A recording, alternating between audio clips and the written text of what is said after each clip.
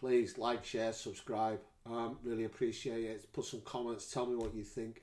I hope you enjoy the show. So I'm here today with Ben. Do you prefer Benny or Ben? Ben? It's all good. All right. You can call me Benny or Ben. I like the sound of Benny. I'm here today with Benny Marr, arguably one of the best kayakers to ever do it, a pioneer of the sport.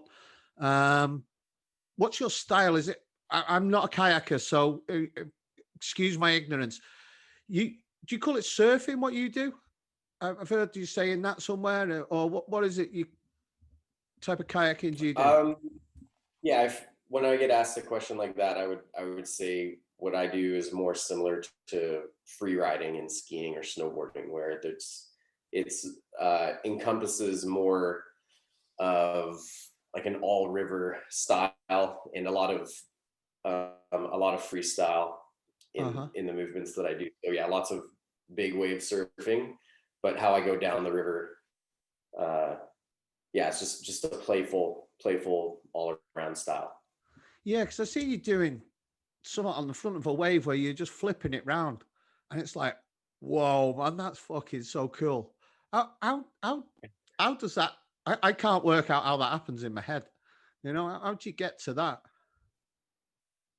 Well, I grew up kayaking on a river called the Ottawa River in Ontario, and what that river is known for is having a lot of waves. And in the springtime, when there's a lot of water coming down, the waves are quite big. And all summer, we still have small and medium-sized waves that end up being typically quite large in other parts of the world. So it's just a big wave culture where I came from. So I've just done it for a really long time. But the tricks that we do, the bigger the wave, the easier the maneuvers get. Okay. And we have kayaks. My kayak's very light. It's a carbon Kevlar layup. Okay. And it has a really fast hull design, so I can move around very quickly on the wave, but I can also generate air between the hull and the face of the wave by bouncing the hull around and down the wave, and from there we can launch the boat into different tricks. So how long have you been kayaking? I tried to find out how old you are. I couldn't see it on the internet, so excuse me on that one. And I can't really tell from how you look, but I'm 34. 34? And okay, cool. Yep. And I've probably been experiencing whitewater since I was 7. And the first time I sat in a kayak, I would have been 9. And a kayak ended up replacing, I would have been spending time in a canoe in the summer with my dad and friends and family on canoe trips. And then I think when I was 10, we added a kayak to the quiver. So I would be on my own in a kayak, exploring, whether we were on a whitewater trip or just lakes from age 10. Was it like a switch for you that this is what I want to do for the rest of my life, or was it something that just sort of built up? There was always, because of any sport that I was interested in, whether it's snowboarding or skateboarding, or just being curious about other sports that were exciting to see in magazines and in videos, I always fantasized about like being really good at a sport and then having that be all you did. I didn't look at it as a career path. I still kind of don't, but I've always had that desire and that fantasy of just doing a sport every day. But there wasn't like a switch flicked. It was more of a mindset. Even with skateboarding, I was never very good at skateboarding, but I saw that there were people in magazines and in movies, and it appeared to be that's all they had to do. And that seemed like a pretty cool lifestyle to me. Yeah. But yeah, I kind of I finished high school, I did 1 year of college, and then just switched between working to fund kayaking trips and then going on kayaking trips from when I was 19, probably. So you say that's like mindset. What's your mindset on life? Because that's the thing I want to promote with my podcast is I normally speak to fighters and that, and it's a similar mindset. I think of, we just follow our dreams and go for it. What's yours with mindset for stuff like that and life in general? Well, I've seen and I've experienced a lifestyle now, and the lifestyle has become very important. The amount of time that I get and that I dedicate to just spending time in my kayak wherever I am, Yep.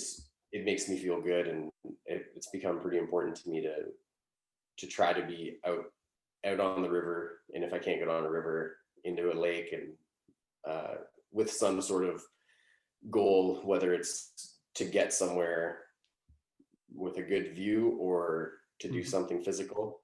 Yep. And on the river, the goal is always just to enjoy that dynamic environment.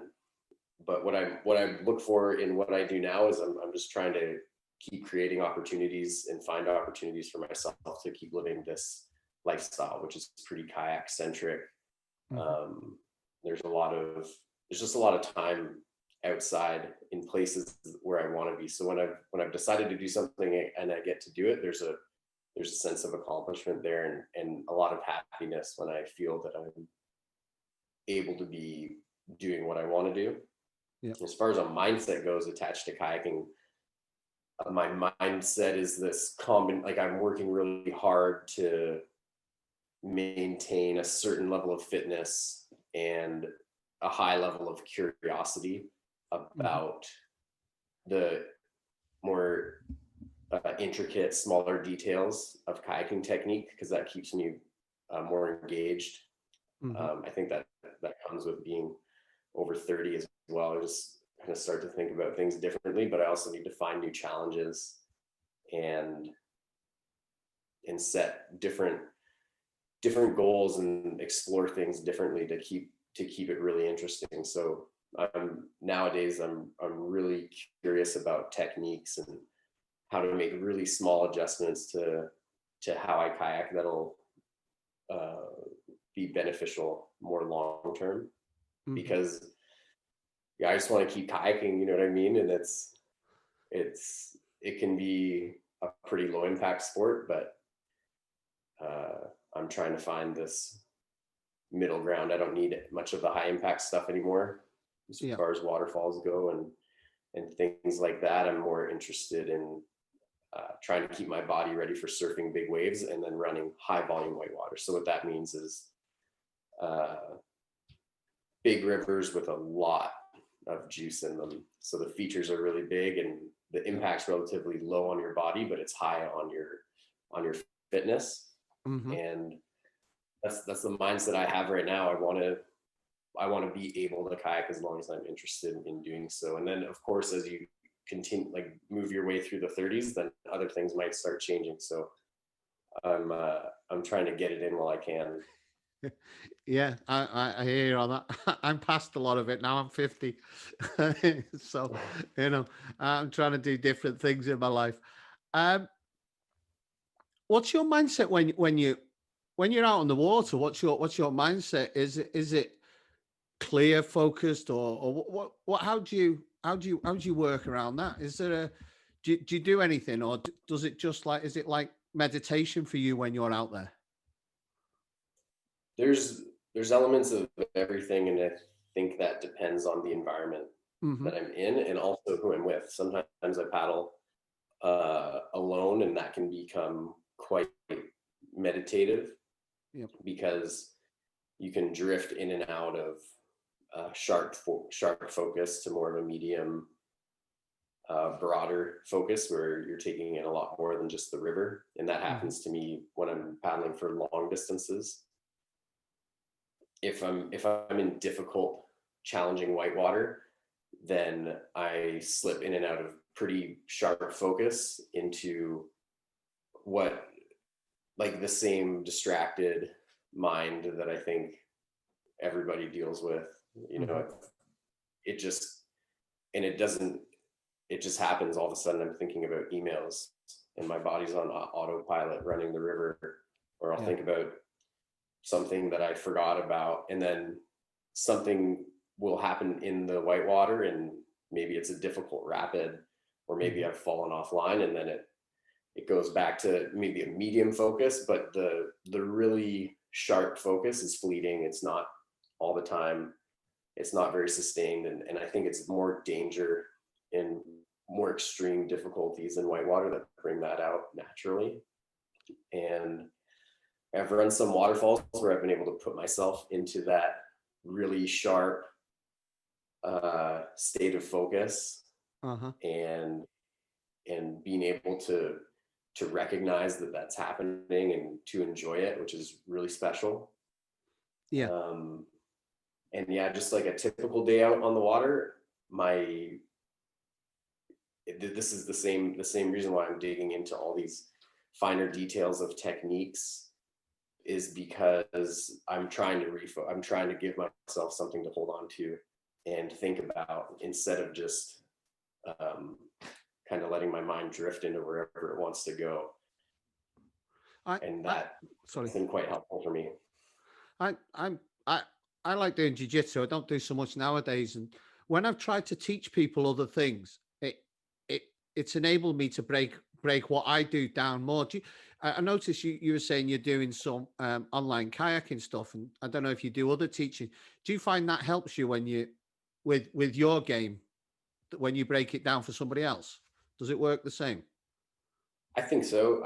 I think that by just, instead of, if I look at a rapid that's quite hard to run, or a freestyle trick that's hard to do, and it's been a long time since I learned how to do that, or I developed the skills to run that whitewater, they've fallen back to a part of your brain that I've had to work hard to figure out how I can pull up what it actually takes to do that trick or to run that rapid, and then break it apart, like stretch it out and pull out all the little things that go into a safe line or a stylish trick, figure out what those things are, and then decide how to kind of repackage that and explain it to somebody. So same deal. I agree with what you're saying. And then it's given me a whole other thing to focus on and learn from for myself. So I would agree with you totally that taking on an instructor role is ultimately that's another tool that I'm trying to use to get better. Yeah. How do you do that? Because you said to me you're doing online kayaking, Zoom kayaking things. How does that work?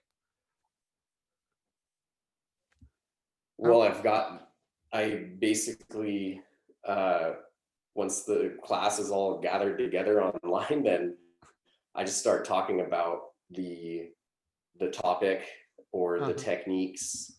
It's a combination. It'll be a topic, and then we'll go into the techniques that I think are the most important, and then into drills that can be done ideally on flat water first, because using flat water, meaning a lake, calm water, nothing moving, because as whitewater kayakers, that's the best part, is being in the river environment, but that's also very distracting, and it makes it a little harder to focus on a specific drill, which is actually kind of boring to do.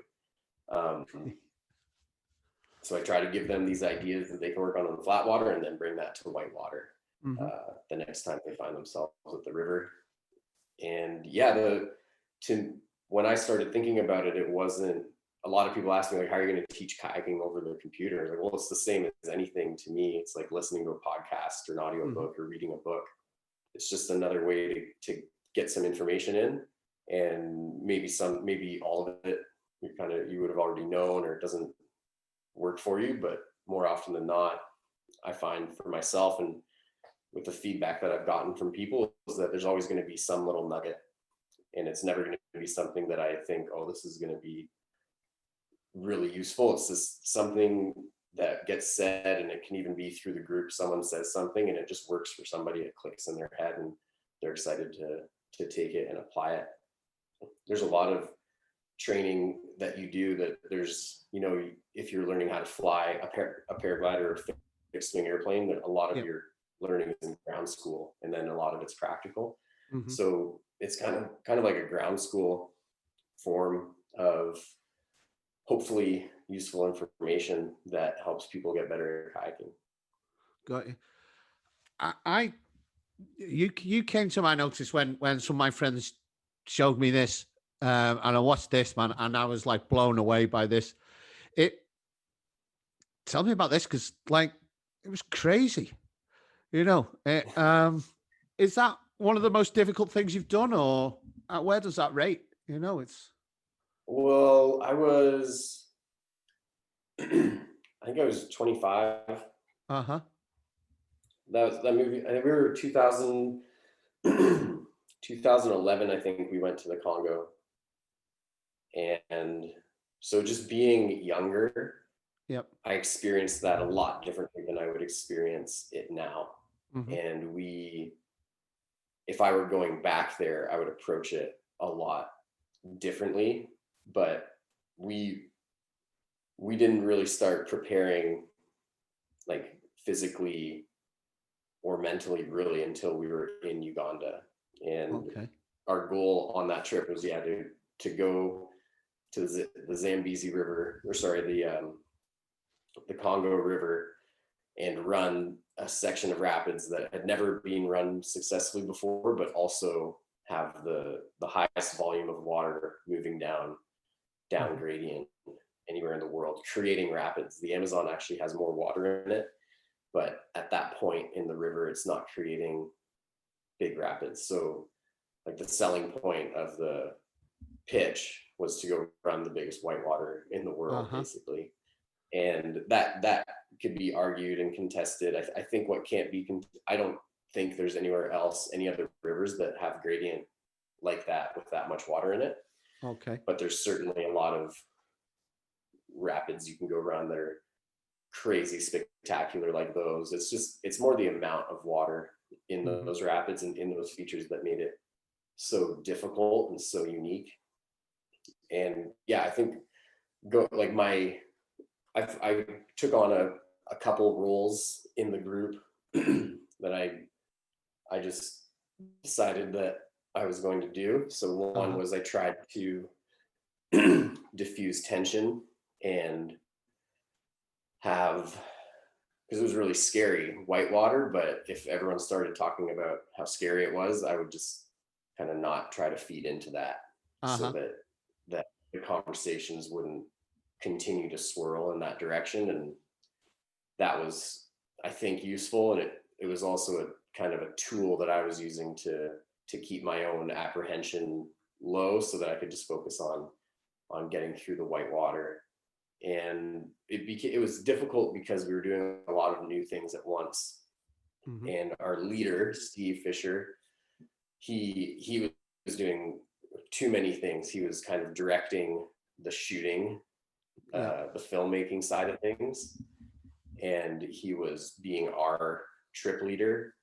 And on top of that, we had a lot of what I call auxiliary safety gear that we had just tested out in Uganda on the White Nile. And that stuff pretty quickly became second nature. We had climbing harnesses on and extra life jackets and breathing devices, and we attached our paddles to our wrists, and none of this is stuff that any of us had ever done before. Okay. And the reason is because you can't, in kayaking, when you get into trouble, we have our paddles, so we can try to roll ourselves back up. If we lose our paddles, we can do that roll with our hands. You need to get out of the boat, you pull on the spray deck and push yourself out. And it just was not a safe option on that river to separate from the boat, because when you separate from the boat, that's the most flotation that you have. It's how you can move around in whitewater. It's a lot harder to swim through whitewater than to kayak through it. And you're just putting your body into a much higher risk with the volume of whitewater that was in there. So we just had all these tools to hopefully keep us in our boats. And as we started running the whitewater, it just got big, and some of it was really cool. And the main there's 3 or 4 times that we were in the complete like middle of the river, full flow, and in the most impressive rapid, we had to really try to stay away from the main flow because the features in there were too big. It's really hard to explain, but there's images in the movie that do a really good job of explaining it. Like you can see the helicopter flying next to waves, and the waves are a lot bigger than the helicopter, and you kind of have to think about the volume and the density of those features. So no one has experience in having a wave break on them of that size. Okay. None of us kayakers do. So we don't really know what would happen. And personally, I don't think you'd be able to control your body. If one of those waves broke on you, you wouldn't be able to hold on to your paddle. The paddle leash would break. It's so powerful, and it's hard to, I think the movie does a really great job of explaining all that, but if you are a kayaker, it's harder to believe it out of the movie, which is just kind of some of the feedback I've gotten. A lot of people think, oh, was it that big? And it was really cool. It was a beautiful river to stand beside and to kayak down. And yeah, I'm so different now than I was when I ran it. I was trying to be pretty nonchalant, and I was trying to be cool, and I was the youngest of the, not by a lot. Well, Rush and Rush is 2 years older than me. Tyler's the same age, but Steve's quite a bit older than us. And yeah, I wanted to like appear a certain way in the film. And if I went there now, I would probably take it a little more seriously. And I would also kind of make sure I was really fit going into it, which just wasn't as fit as I could have been, and it didn't really make a difference. But I'm just so, I don't know, I've been so much more active in other sports in between that trip and now that it would be cool to see. But on the other hand, man, like I wouldn't go there to like I'm not going to try to go there. The only way I could ever see anything up there is if it was some project that was out of my hands that they wanted someone to go back and run it, or if some other team was going to run it and they wanted someone who had already been there, I would go do that. But it's just like I've done it at that level, and the only thing that would make me really excited to be there is really, really low water, which would still be a lot bigger than anything else that we typically run, but maybe more of the rapids would be runnable. What did it feel like after that? What was the feeling like of the group after once you'd done it? You know, was it trying to be cool, or was it just great. Let's go fucking crazy? But yeah, we there's a huge, dissolving of the burden of waking up every day and going kayaking because that's your job to go and finish this river, not going kayaking because it's the most fun thing that you can imagine doing that day. And so there's this release. There was, I think more about it now than I did then, but we were all okay. Nothing bad happened, and we were certainly dancing very close to and the risk versus reward. Our risks were really, really high. Rewards were high too on that trip, but it was just a really fine line because of how unpredictable the river was. And then we just kind of like you do when you finish any fun kayaking trip. We had a good party, and took a few days to get out of the Congo and back to Uganda, which Uganda, the White Nile, that's just a really fun place to paddle. Okay. And we had a couple weeks there before going home. So how did you find Africa? I'm just back from Africa now. I was in Kenya for a couple of months. How did you find it over there? I love it. I've been on quite a few trips. My first kayaking trip, I was 19. I went to the White Nile in Uganda. I've been there maybe 4 times. I've been to the Zambezi River in Zambia 3 times, and I hope to be going there December 1st this year for quite a long trip. The Congo was interesting. It was I'd heard a lot of scary things about the Congo, so it was cool to go there and experience it with my own eyes and check out Kinshasa. I was pretty relieved once we got to Inga. It was a really nice, kind of smaller, quiet town. But I really love Africa. It's a beautiful place, and I'm pretty happy that I've had so many good trips there. Yeah, I'm looking forward to going back this year for sure. Because in that trip, how close were you to not doing it? Wasn't the permits? Wasn't there a problem with the permits, if I remember right, from when I was watching the video? And yeah, it was very close. The helicopter was about to land without being allowed to be in the Congo. It was about to land in Kinshasa, but they managed to get the permits that day. Yeah, it was just a lot of logistics for them and bureaucratic meetings, and then again we showed up in Inga and had to convince the authorities there that we could go kayaking safely. What was the story? Was it a French team that disappeared? What was the story? Did you hear any rumors about that, or is it just one of those urban myth sort of things that they disappeared? And no, they were there. And no, I mean, as in the rumors. Oh yeah, like I mean, this is a long time ago at this point, but a certain amount of them died and a certain amount of them didn't, and they were there at higher water than we were, and it's hard to imagine anybody surviving going down that section of water without experience or the right gear or anything like that. Like it's pretty unsurvivable. I think I can't remember the story, to be honest, but I can't remember if we heard anything unique or different than like the stories that you can find online, but that was a big concern for the local authorities in Inga, is that the last time someone had tried to go down the river, it turned into a pretty big deal between the Congo and France, and that guy's job is to, like, they don't want that. They don't want us to get hurt. They don't want our countries coming over there and looking for us and trying to bring our bodies back, and that could be completely avoided and mitigated by not letting us go there. So that was what we had to figure out with them. We had to earn their trust so that they would let us onto the river. I was watching another interview with you, and someone was talking about safety stuff. Someone must have put some post on somewhere and gone on for hours. They were saying or something. And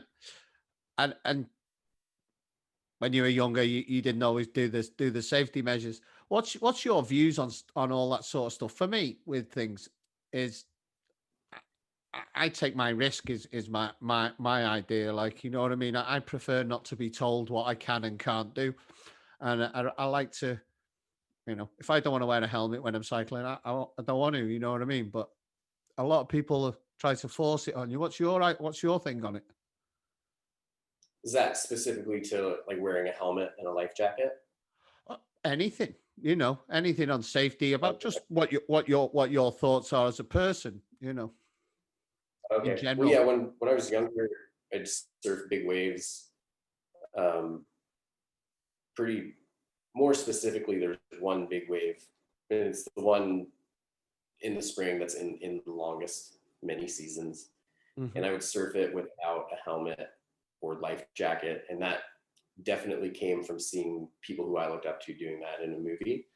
Yeah. And I kept doing it because it was new sensation to have like the feeling of all the water on your arms and your chest and in your head. And that might sound weird, but it was a different sensation to what I was used to, and it felt nice.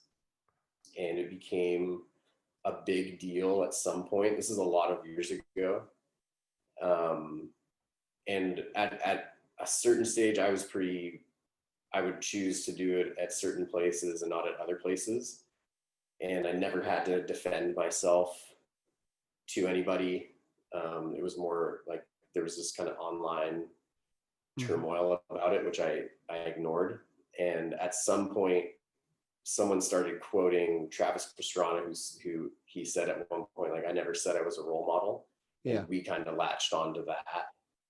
But what I ended up realizing was, this is a long time ago, but like if you don't want to be a role model, it's not really a choice, because if someone starts to look up to you and they may emulate what you're doing, and I saw people taking off their safety gear, and I thought, you guys are dumb. Like, you need that shit on. And maybe I'm being dumb because I'm deciding that I don't. But like, what I end up doing is I trust my own judgment, and I can make my own risk assessment decisions, and I think I can do it pretty well. But at this point, I wouldn't go and surf waves or do anything without a helmet or life jacket. And I wouldn't want to give anyone the impression that I thought that it's really cool to do that, or that it's worth doing that, or that they should trust or that they should think they know something, that, because you can't breathe underwater. Like, it's fact. Yeah. And a life jacket isn't always going to be what keeps you above water. And a helmet isn't always going to be, like, a helmet's job isn't to keep your head away from rocks. It's to protect you when you smash one.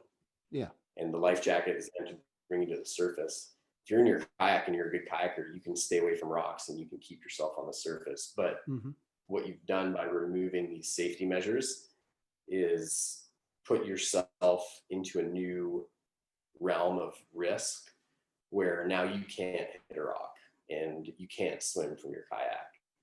Yeah. And I never looked at those as extra challenges, but what I started to do is look at the reality of it, and then the fact that you could be seen doing it, and maybe you're not a role model or have a busy Instagram or whatever, but if one person sees you do it and they start doing it, then they've emulated what you're doing, and maybe they haven't made as thorough of a judgment of themselves to do that. So when it comes to keeping people safe, it's just an easy one to not encourage. That's just with like safety gear. It's there for a reason, and there's so many arguments. Like, I don't wear a helmet when I drive my truck, which is probably the most dangerous thing I do. And there's other sports that interact with the same forces and they don't wear helmets, but that's grown out of culture and statistics. Like if you start to compare like the death statistics to different sports, then you'll start to see why maybe some sports aren't using certain safety equipment and others are. So I like to think about it and to dig into details and make decisions that way. But yeah, I probably wouldn't do that again. And to be honest, if I was at that wave with just a small group of friends and there was no one around and it was sunny, I might. But again, it's just I don't look at the things I do in kayaking alone when I think about risk and reward and risk assessment. I kind of think about everything I do, and because of my experience with kayaking, I can identify that I'm putting my life at risk more often when I'm off the water than when I am. And maybe someone would shake their head at that. Maybe that sounds a bit arrogant as well, but I'm also aware of my ego and my arrogance, and I consider that. And I've it's not hard to make mistakes kayaking. I make mistakes all the time, but I have a certain amount of experience to lean back into and a lot of skills to fall on to come out of those situations. But that's kind of how I kind of think about risk and decision making. Yeah, one of the things is that I think it should be an individual thing. It's like, as long as you're not hurting other people, it should be a choice thing for me. I like freedom of choice a lot. For another thing for me, I don't know whether it's your mindset really. With you push limits, don't you? I feel most alive when it feels like I'm closest to death. I don't know if you get that. If that's a thing that you get as well, like when you're on the edge of doing something, and I don't go to the same levels as you, do you feel alive then when, like when you were doing that Congo thing? Is that when you feel the most alive, or is it a different mindset for you? Yeah, it's very different for me. I can't say that I I pull like a positive sensation or feel like anytime that I've started to get really nervous or scared when I'm kayaking, Hmm. I don't look at those as great moments. I Okay. think about them a lot and I try to figure out how I ended up in that situation and how to prevent it from happening again, or where I need to refocus, or what mistakes I made. And I try to be really analytical about dangerous situations because I don't want to be in them. Hmm. Um, what I typically end up doing, like when I get most elevated from kayaking, it's not always because I've done something very difficult. It can also be because there was just a moment of time where there was great cohesion between my mind, my body, my kayak, and the Hmm. river. And I was able to use the features in front of me really well, and it's really fun. And that gives me a pretty good boost. But if I run a piece of whitewater that is going to make me feel good, then it's going to be a really difficult piece of whitewater for me.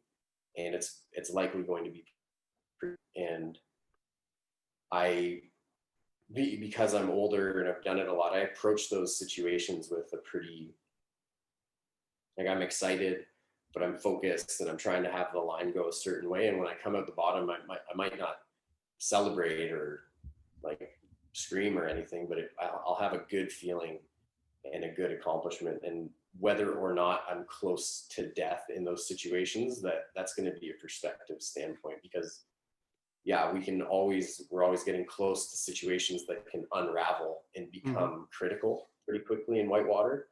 But like I'm not like tapping into those realities. Like I'm using everything I have to stay on top of the water and stay online.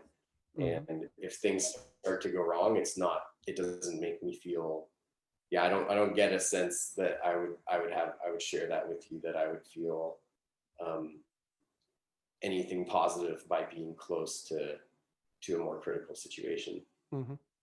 Yeah, a friend said something, and it really resonated with me about kayaking. Like, if I'm on a motorbike or cycling or doing something, or rock climbing even, if I fall, that's the end of it, end of my problem, really, isn't it? When you're kayaking, if you come out, that's the beginning of your problems, isn't it? Really, if he was saying, like, it's that's when everything starts to, when all your dangers come, isn't it? Yeah, I think that perspective could work, where we can fall offline and get back on Hmm. line. And yeah, with mountain biking, which I do a lot of, it's really easy to get really injured mountain biking. So I try to be really careful doing it. But yeah, when you fall off the bike, you're either hopping back on it or you're sustaining some injuries, and who knows what that means. But yeah, typically with kayaking, depending on the river, it can be a pretty forgiving sport. Hmm. So what do you do in your downtime then, when you're not on the river? What's your thing? You just said mountain biking. You mentioned snowboarding before. Do you still do all that stuff? I mountain bike quite a bit. I spend quite a lot of each year in British Columbia, Hmm. and like I'm in Squamish right now, and I love biking, and it's, yeah, that's if I'm out here, that's typically the other activity that I'll pursue. If I'm in BC, something like going for a hike is a really easy way to get a pretty good blast of exercise and Yeah. maybe a reward at the top. But I do I do not ski or snowboard very much Hmm. because I choose kayaking. And out here on the West Coast, um, like later in the winter, February and March, it's actually quite good for kayaking here because it's really rainy. Uh-huh. Um, so yeah, like mostly I'm kayaking or trying to kayak, and yeah, otherwise biking while I'm out west. Try to do quite a bit of yoga each week, kind of for maintenance and muscle health. But that would be it. Yeah, yoga is one of them things I talk about a lot, but never really get around to doing. It's something I was, I need to start doing yoga, and never. I seen it in what's it called? Your dream video at the beginning. Well, how did they come about? Because if they're not, don't kill me for it. They're taking the piss, aren't they? A bit those videos, aren't they? Yeah, we're like having fun. Yeah. So how did that idea come about? Those ones, because I was laughing and it was like, why the fuck's he got a panda in there? Yeah, that's a lot of the unique elements to those movies came from my friend Skip. He's the filmmaker. We worked together on a short film called The Shapeshifter a long time ago, and it was really fun. And it wasn't a serious film, but it wasn't a comedy. And then he called me up and told me the idea for Dream, and it was just really funny. And I ended up being pretty embarrassed before we started, just thinking, I don't know if people are going to like this. And I just thought I'd trust Skip and just enjoy getting to spend time with him and film. And the same thing happened with Daydream. But yeah, we're making fun of yoga for sure. But it's an easy thing to make fun of. It makes fun of itself all the time. It's just, yeah, you just have to have a sense of humor about it. There's that's a highly participated in activity. So there's a lot of different types of people that do it, basically. Yeah, no, I loved it. I thought it was great because it was like, what's with the panda? What was that? Was there anything behind that, or was that just for a bit of fun? Like, I mean, I think it started with the Sasquatch because we did a movie called Dream, and then we did the movie called Daydream, and in Dream we had a Sasquatch. Okay. Just because we're in Washington, the woods there, the Northwest woods are really beautiful rainforest. It's a nice place to imagine a Sasquatch. And I think what happened is we got the Sasquatch and then saw a panda suit at the costume store in Portland, so we had to get it. And then we needed one for the second movie, and we had the beaver and the panda. Yeah, I think I watched Daydream first, and then I must have watched Dream after. Yeah, I was laughing, and my mate Pete, who's a kayaker, he's like, he's taking the fucking piss with this. We were watching it and laughing. So, what do you do for fun then when you're not kayaking? When you like, when I seen the interview, you were saying that you live in a van. You've probably got somewhere to stay. Do you spend when you're on the road? Do you spend time in the truck, or have you got a base now? No base. I've never lived. I don't know what interview you mean. But yeah, I don't have a home base. But I have lots of really welcoming friends across Canada and across the US. So wherever I go, it's pretty easy for me to stay somewhere. And this year I have actually had a bit of a base. I've been living in Roberts Creek, which is on the Sunshine Coast of British Columbia. So from Squamish, it's just like a short drive and a ferry boat ride, and I'm over there.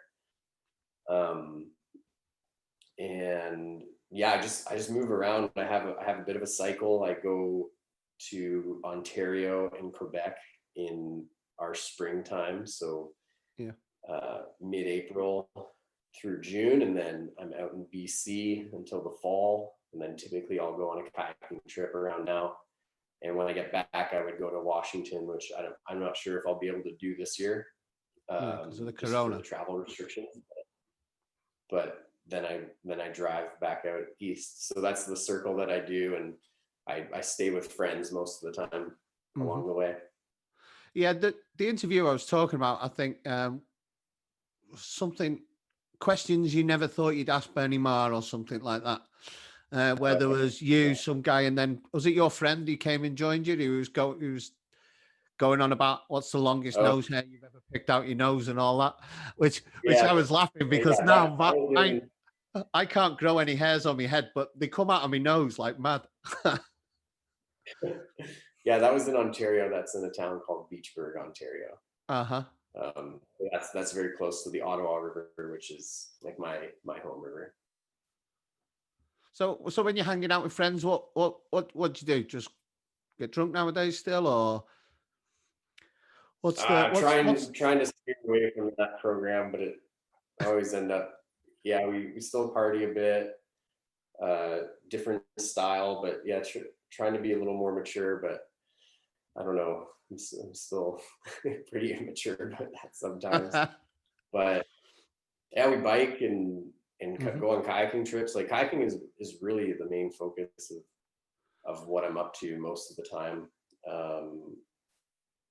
and spend a lot of time like daydreaming on my computer, going on Google Earth, trying to find rivers to run and trying to figure out how to convince companies to sponsor me or to help us go and explore a new river somewhere. Where is it you'd like to go? What parts of the world would you like to visit? There's a few places that I really want to repeat, but pretty high on my list would be Russia. Okay. In the Altai Mountains, there's just really beautiful rivers there that I have not yet gone to experience. And there's a couple places in South America that I have not been that I'd like to go to, but I've really, like I was saying earlier, I've found that my body does best in big, like high volume whitewater.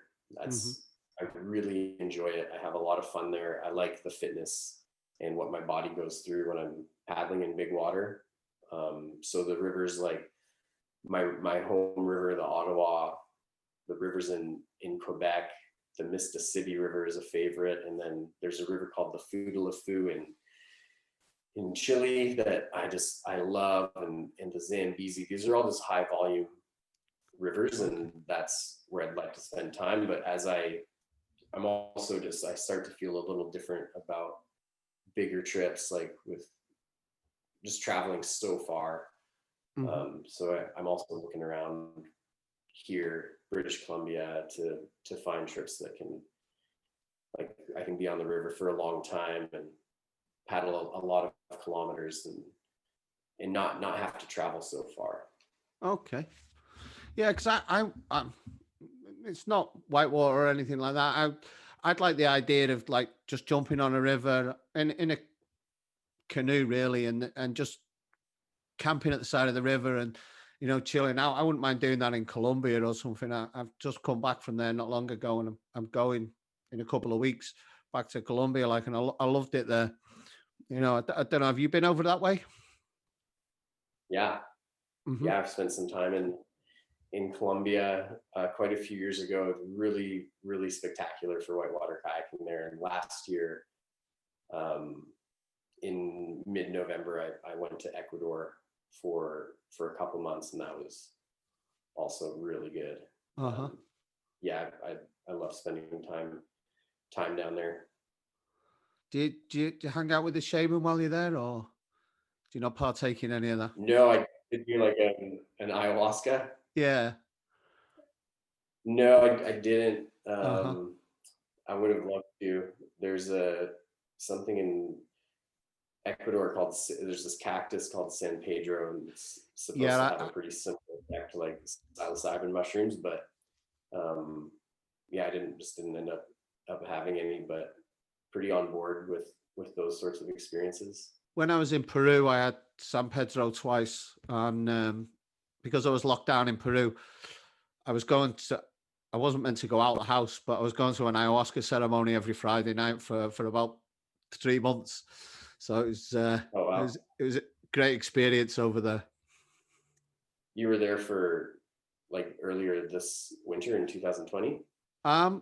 Yeah. So I started off in Texas cycling, and I went to Mexico City from like July last year, and then went up, flew to Colombia, cycled around Colombia for 6 months, then down through to Peru.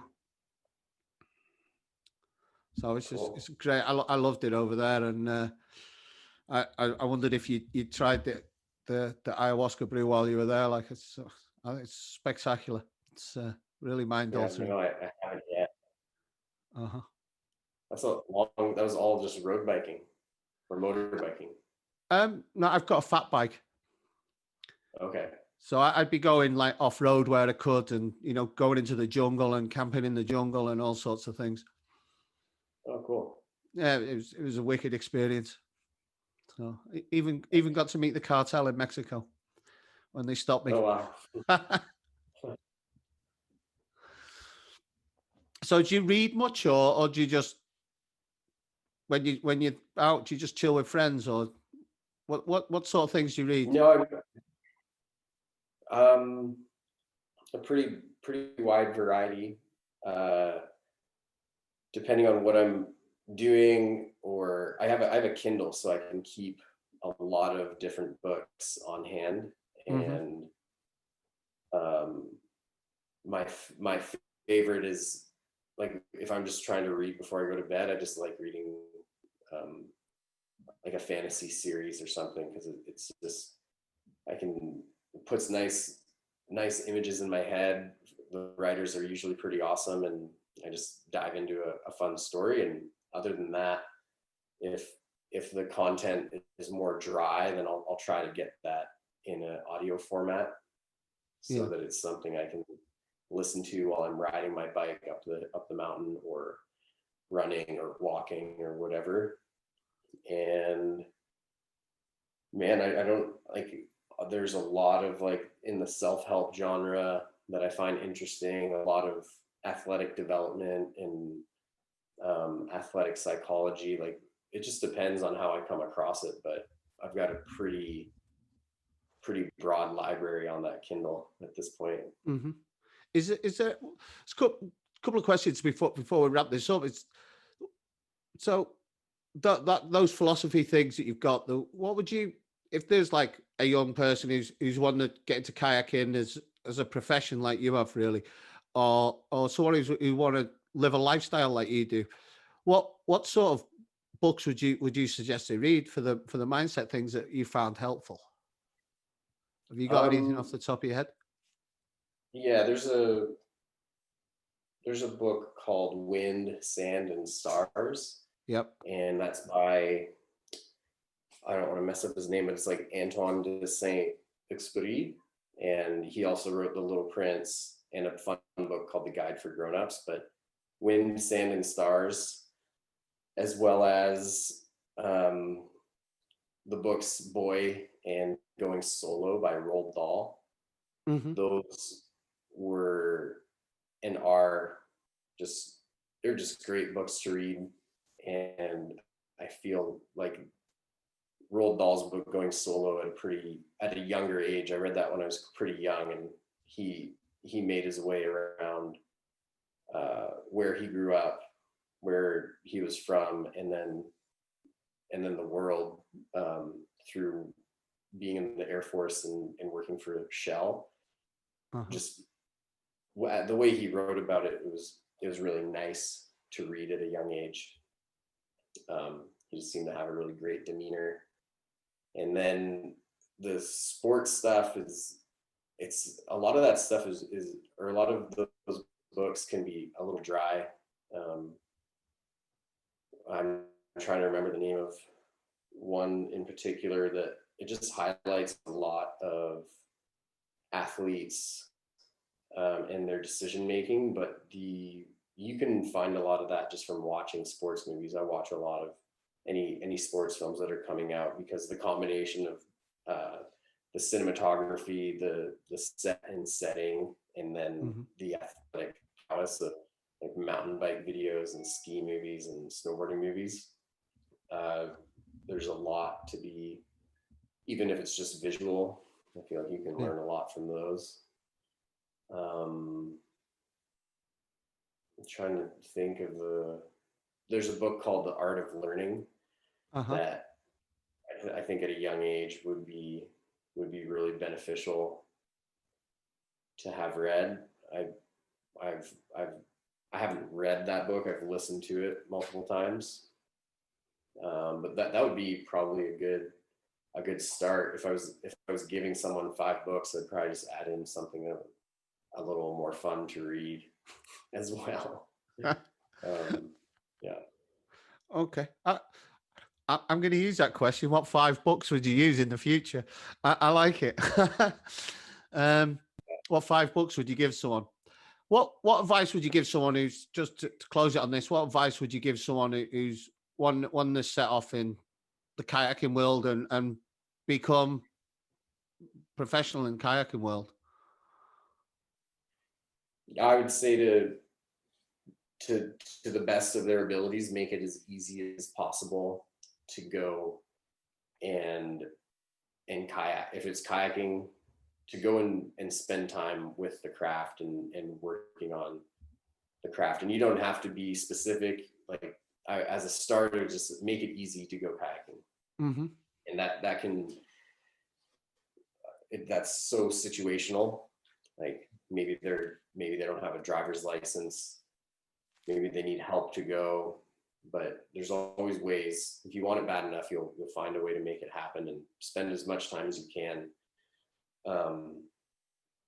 If it's on skis that you want to be, then spend as much time as you can on skis and figure out creative ways to get better. If you can't get to a mountain or you can't get to a river, you can be creative at home and figure out ways that you can prepare for when you are able to get to the water or the mountain, and not to take things too seriously, because these are really fun sports to do, but to allow yourself to take it seriously when you need to. And if you want to get really good at something, just figure out who around you is really good and spend time near them, watch what they do, and work harder than them. You'll get better than them, probably. Sorry, I keep saying one last one, don't I? And this one, I promise you, last one now. With fighters that who I speak to a lot, is sponsorship's a big thing for them. Like, and a lot of them don't really hunt down sponsorships. Does in your business, do sponsors come to you, or is it something that you have to go out and seek? And how do you do it? I've had both. I've had sponsors approach me, but within the kayaking industry, we typically approach the sponsors. And I just haven't had to do it. When I was younger, I'd have some documents, or I'd have a movie, and I would just be emailing, or I even mailed things at one point. It was a long time ago. And you're just trying to get a rapport with the person who is ultimately going to give you some gear or start working with you. At this point, it's kayaking such a small industry that I can kind of figure out who I need to talk to, and maybe I already know them, and I can just reach out to them and start a conversation, and it's pretty clear pretty quickly if we're going to work together or not. But it's I found it harder to find, it's kind of easy to find the contacts, but harder as a kayaker to get bigger sponsorships from outside of our industry. Yeah, so the mainstream sponsors are quite difficult to get. The Red Bull do a lot with kayaking still. Yep, they've got like a pretty great team through. They've got people in Europe, US and Canada, and then slalom kayaking. They've got a lot of athletes in that too. So through all that, kayaking ends up on their social media feeds, and they produce quite a few kayaking movies as well each year. Okay, wicked. Benny, I said it was the last one, and it's the last one. I don't know if you've got anything else to say before we close it. It's been a pleasure speaking to you, man. Yeah, no, all good, man. Thank you. Thanks for hitting me up. Brilliant. Thanks very much, man. Peace out, bro, and hope to see you soon. Take care, man. Bye-bye. All right. Thanks Cheers. a lot. Bye-bye.